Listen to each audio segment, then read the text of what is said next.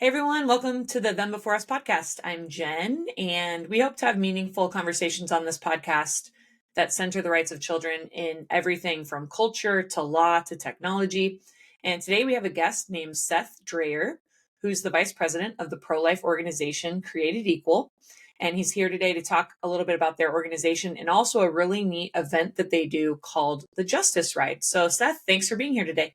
Hey, Jen, it's a privilege to be here. Them Before Us has been, for my team, paradigm clarifying. We'll talk about that later, I'm sure, and for many people who listen to you. So it's a privilege to be on the podcast today. Thank you. Awesome. Well, Seth, I'd love to just hear a little bit maybe about your background. What led you into the pro-life space to be passionate about fighting for the rights of unborn children? Yeah, I think, I remember being a kid long ago with my grandparents, and I heard my grandmother say something like, we're pro-life. And I thought, okay, that sounds fine. I mean, who would be anti-life, right? It seemed to make sense to me. But really, I didn't start learning a lot about abortion until I was later in middle school than high school, really. In high school, I had, like everyone else in public school, I had to do a speech on some persuasive topic. And I knew that, again, abortion was an issue. So I decided to do some research. Now, this is way before Google and YouTube, so I had to go to the local pregnancy resource center to do some research. I got this video called Hard Truth by Greg Cunningham's The Center for Bioethical Reform. Took it home, watched it, and it showed babies in development growing in the womb. And then it switches to show babies killed by abortion. I was so shocked watching it. I'd never seen anything like this. And I thought, this is really horrible. I've got to do something. But I didn't know really what to do about it. But so years later, fast forward, I became a youth minister and I was involved in apologetics. And I saw this great desire, need to help babies help their parents. But again, I didn't know my role in it until I found the organization I work for now, which is creating public dialogue. There's so many groups helping moms and dads at the 11th hour, offering counseling, offering resources. Those are critical. You also have those who are advancing legislatively, seeking to fight bad ballot initiatives or to actually bring pro-life laws into existence. But our work is public education, which in a sense helps both arms because it creates the consensus you need for those laws to come into being, for the right leaders to be elected. It also does away with a lot of the problems women have finding resources because of all the stigma against pregnancy resource centers, things like that. And so I saw this group doing this public outreach, creating dialogue. I saw pro-choice, pro-life people talking together and thought, wow, when you can actually have people talking and making forward movement, that's what I got to do. So that's why I'm at Created Equal now. That's awesome. It makes me think that, with Roe being overturned, if anything, we just saw that the battle is not even close to being over, because kind of similar to the slavery and civil rights era, people were not on board with the cultural side of things. You could change laws, but there also has to be a changing hearts, a changing culture side. And I remember reading a book about William Wilberforce, who was more on the law and the law side of things, trying to get slavery outlawed. But there was a number of people who were poets and writers who were trying to change the cultural, like the woman who made this poem, like, "Am I Not Your Brother?" And it was a picture of a man with his hands like pleading. And that was this very culturally important art piece. But so it was both at the same time. So it sounds like you're kind of saying your organization is more focused on this cultural heart change problem, which is really important because even though it's up to the states now, I live in a state where they went as hard as they could pro-abortion direction. And there's some states that went more pro-life. But what are some examples of things Created Equal does to spark those conversations?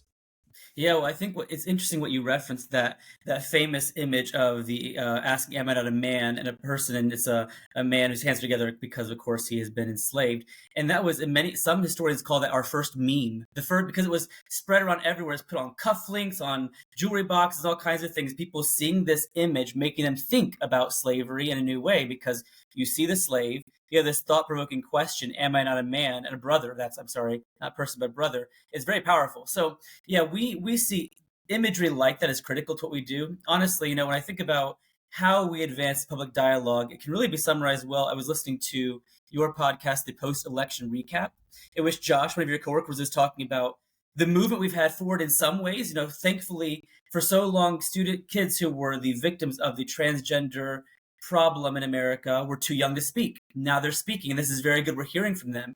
But then Josh made the insightful point that the victims of abortion can be ignored. they can't talk. They will never have a voice because they are dead. And this is a tragic reality. If you want to have victims heard, which I think is very powerful, any social movement wanting to advance an agenda on behalf of this rejected group of people, you often need the victims at the forefront, hearing their stories, hearing what they're going through, what their experience was. It's just not possible for preborn people. However, we do find a way to give them a voice. They can't be heard, but they can be seen. In the same way that picture, that drawing of an African American slave was very critical. We, in all of our efforts, we go to college campuses, go to downtown areas, and we bring with us imagery, and I can share more about that later, but imagery showing the victims of abortion, because when they are seen, and you don't have to tell people, hey, this is horrible, it's terrible, it's a bad thing. You just show someone a picture and ask them, what do you think about this? And you can see that heart change happen, right? So maybe they're not ready to vote for a total abortion ban yet, but little by little, you're moving them away from abortion. In the same way that you and I, rightfully so, we are disgusted by the thought of sex trafficking, human slavery, because we know how bad it is. In the same way, we don't want to merely humanize the baby. We also want to show the true barbarity of what abortion is, so people would be disgusted by it and not want to pursue it.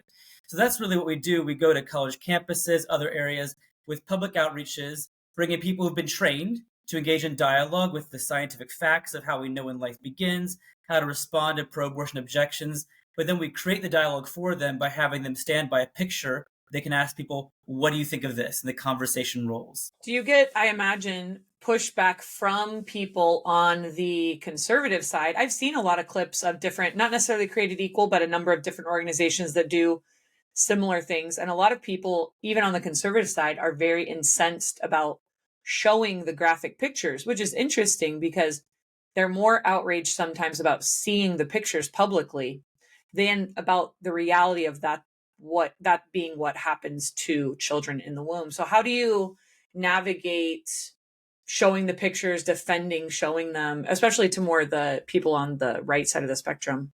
Yeah, no doubt. And there are people who have many concerns I think are important to think about, because when you just think, okay, I'm going to wake up today and go to a college campus and show a bunch of students a picture of a dead baby, it sounds kind of crazy, right? And right, it just sounds bizarre. I think that we have to respond to these questions because they are fair and right ones. But I think what is helpful is to be a bit of a student of history and recognize that we're not the first ones. I know them before us. You have many efforts on behalf of children's rights are advancing, right? Abortion is not the only issue children face today. And looking into history, abortion is not the first injustice the world has ever faced. There have been many issues. And we have looked to history to see what efforts or what commonalities are there among those who have won, where they effectively turned a culture against an evil thing. And we see one commonality is that they expose in the graphic reality the thing they want people to despise.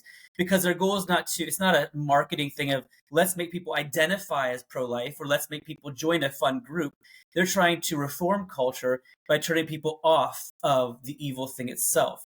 So you have the British slave trade. They had line drawings showing the ships where people were stacked in the bottom of the ships and showing how bad their situations were. That terrified a lot of people in Britain and showed them the ugly reality of slavery.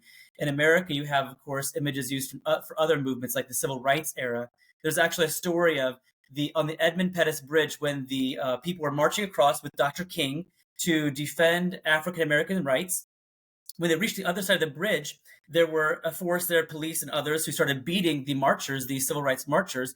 And one guy from Life magazine was there with a camera taking pictures. He saw some kids being beaten by some people, by some white supremacists. He dropped his camera, ran to intervene. And Dr. King said, stop.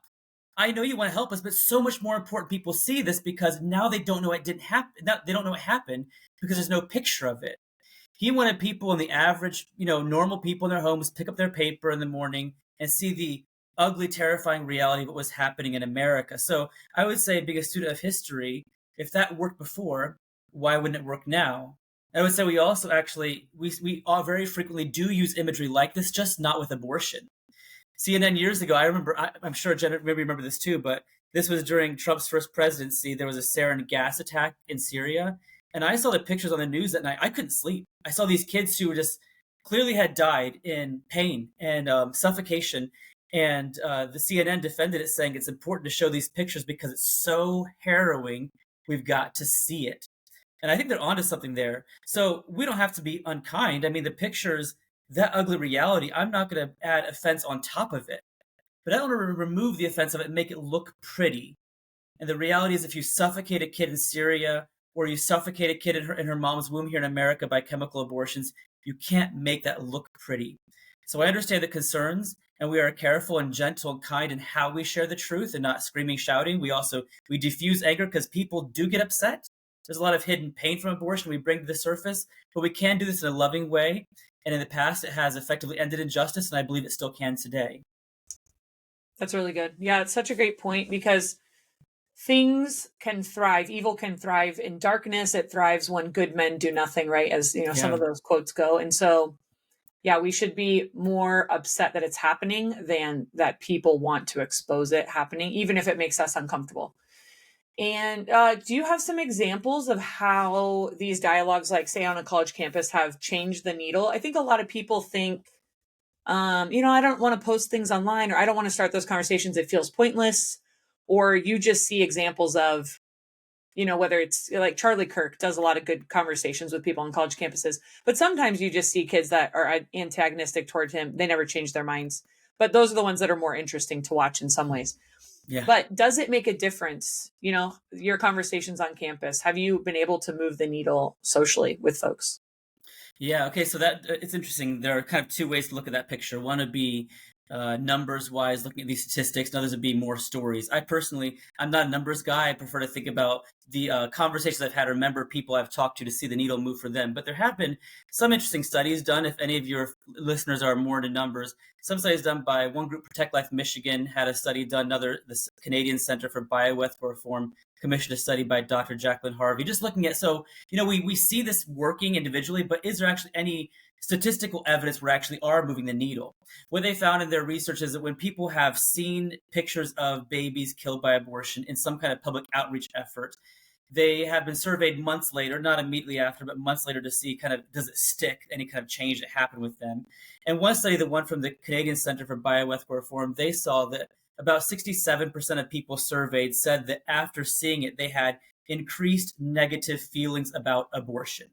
Now, it doesn't mean they love the Republican Party or they love, whatever it may be, but they had increased negative feelings toward abortion itself, which is, again, I would say movement, because even if abortion is legal, if people don't like abortion, they hate abortion, they're not going to choose abortion, right? Or at least, I think, especially if abortion is worse in their minds than the unplanned pregnancy questions that come with them, then they're not going to choose it. The study from Tech Life Michigan was similar. I think they had about 50% of people said seeing the pictures made them less supportive. So there are studies like that. Now, I find a lot of people, when I point them to data like that, they think, yeah, well, I don't know. Like, I'm not really convinced by that. But I would say anyone who comes with us and joins us for a day, when we're on a campus, actually, we know people on the West Coast, not far from you probably. They're in the state of Oregon who are doing similar work to us called Tiny Heartbeat Ministries. If you spend a day with groups like theirs, you'll see that when you do see the needle move individually, even with some people who start very angry.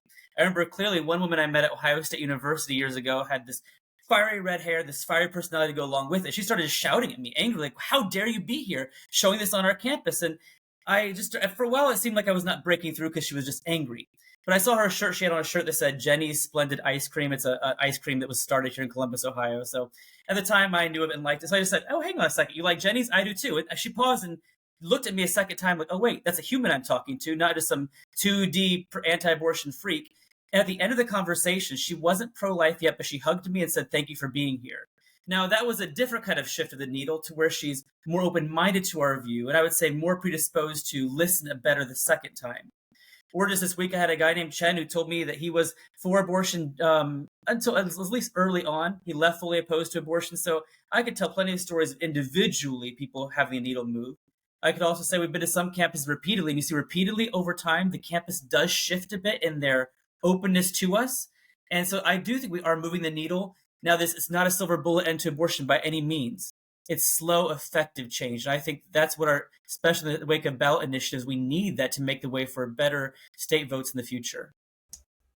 Yeah, that's so good. And you don't know, one person as a college student that might change their mind on it could be the next senator, could be the next tech CEO, could be the whatever.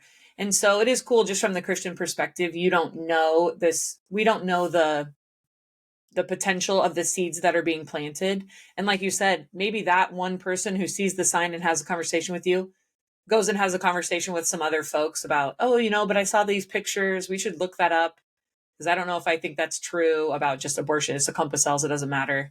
And so that's pretty cool. But yeah, you're right. That can't necessarily show across data, hey, this many people change their mind and we, now abortion's illegal or something. But it's also the long game, right? We're Yeah. not, and the people fighting Roe dug in for the long game. And so this is just it was a victory, but it shows, there's still so much work. We have to dig in to continue this long game and keep going forward.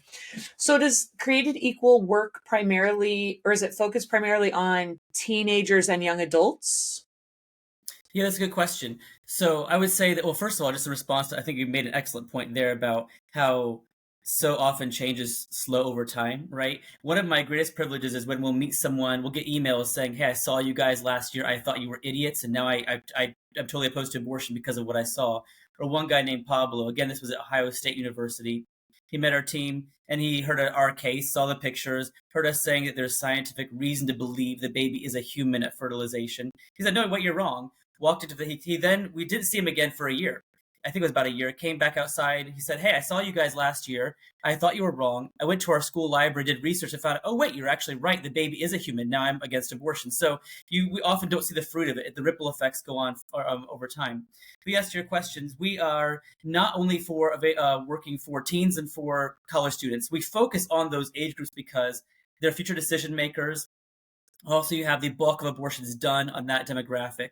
However, we think that anyone, anywhere can talk rightly about abortion and move the needle for individuals, change how they think and feel about abortion. They just need basically two things: knowing the case and having some help directing them in how to start the conversations. So we have the Justice Ride I'll share about in a bit, which is focused for high school, college students.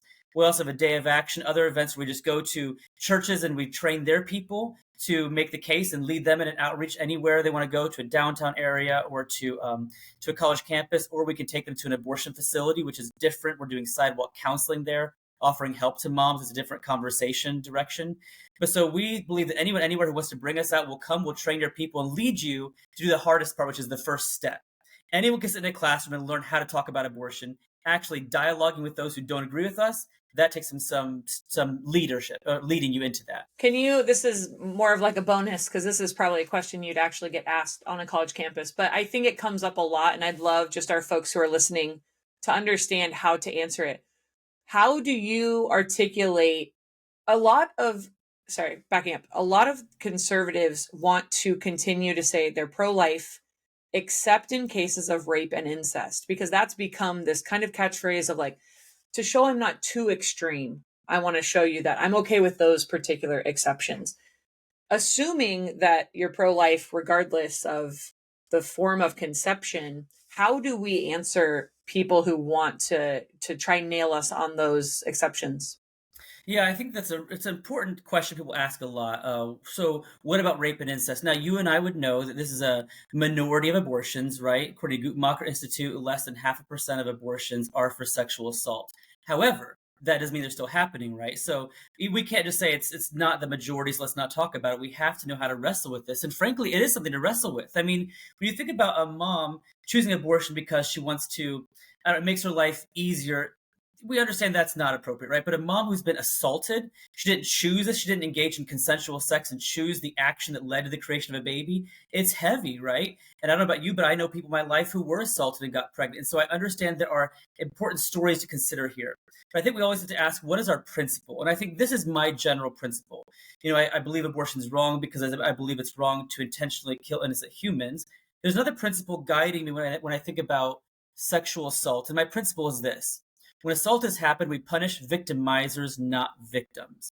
Years ago, I saw this horrific story out of somewhere in the Middle East, I think maybe Saudi Arabia. A woman was raped, and she was punished afterward. I thought, well, that's asinine. You don't punish a woman for being raped, because we punish the victimizer, the man who did it, not the woman who was raped. And so I think that same principle applies here, right? So a woman has been assaulted. She's pregnant. We have 3 parties involved. The mom is clearly the victim. You don't punish her. The biological father, the man, he's the victimizer. Yes, punish him to the full extent of the law. But then we have this third party, the preborn baby. Now, she's not the primary victim. her body was not acted upon. That was the mother's body. The mom is the primary victim.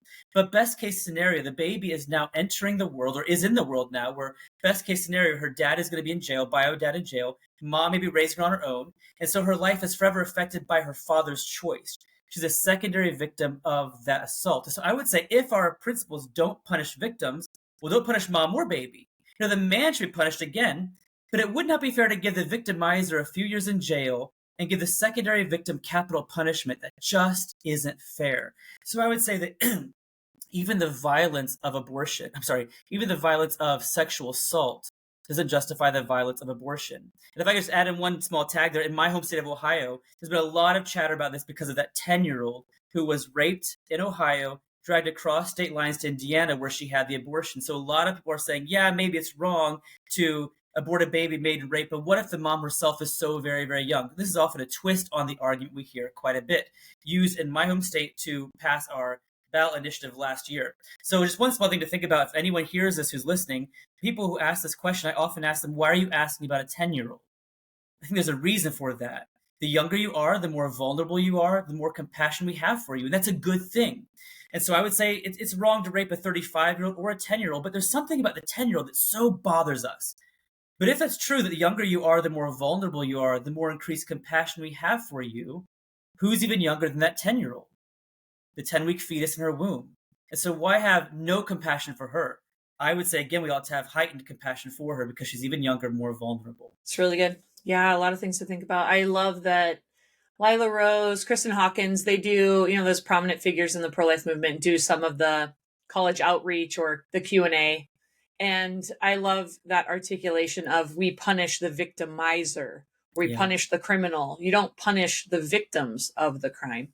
And I think, too, people don't recognize a 10-year-old going through an abortion is not a simple, easy, not traumatic procedure anyway. Even if you 100% think it's a clump of cells and it's not a human and it doesn't matter inside the womb, which we know is not true, you're still subjecting a 10-year-old to something like that.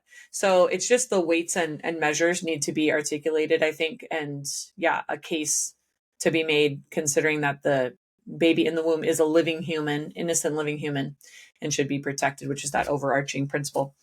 We'd love to hear about what the Justice Ride is, and maybe if people are interested, how they could get involved with Created Equal or the Justice Ride. Yeah, thank you for asking. So the Justice Ride was born in 2012. We like to be students of history and look at what worked in the past. And I mentioned before the civil rights era. We're often very inspired by them. And one thing they had was the freedom rides back in the 1960s, where often, generally, interstate travel was desegregated federally, but the states were still enforcing it. So you had people getting on buses, black and white, sitting side by side, directly challenging the segregation of interstate travel in the states in the Deep South.